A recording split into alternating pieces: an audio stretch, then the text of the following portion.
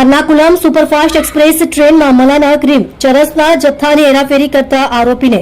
કુલ 923 ગ્રામ મલાના ક્રીમના જથ્થા મળી કુલ કિંમત ₹2,50,750 ની મત્તાનો મુદ્દામાલ સાથે પકડી પાડતી લોકલ ક્રાઇમ બ્રાન્ચ પશ્ચિમ રેલવે વડોદરા સુરત યુનિટ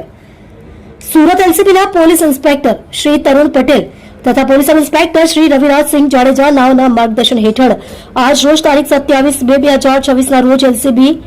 પશ્ચિમ રેલવે સુરતના police head constable Prithvirajsinh Pravinsinh નાઓએ ખાનગી રાહે બાતમી મળેલ કે train number 22652 Ernakulam junction superfast express ટ્રેનમાં અમુક ઈસમો પોતાના કબજામાં ગેરકાયદે માદક પદાર્થ મલાના ક્રીમનો જથ્થો લઈ હજરત નિઝામુદ્દીન રેલવે સ્ટેશનથી ટ્રેનમાં બેસી મુંબઈ તરફ લઈ જનાર છે તેવી ચોક્કસ બાતમી હકીકત મળેલ હોય જે બાતમીના આધારે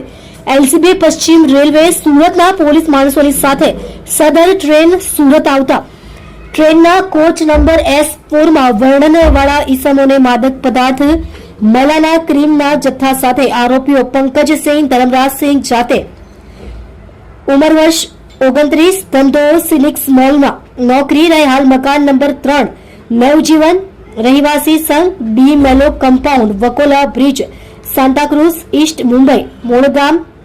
વસાલતપુર થાના બક્સા સાધનપુર જौनपुर उत्तर प्रदेश 2 ગીતેશ સુરેશ જાતે મોટકટે ઉંમર વર્ષ 27 ધંધો કોલ સેન્ટરમાં નોકરી રહે સદગુરુ ચાલ દત્તા મંદિર રોડ ડી મેલો કમ્પાઉન્ડ વકોલા બ્રિજ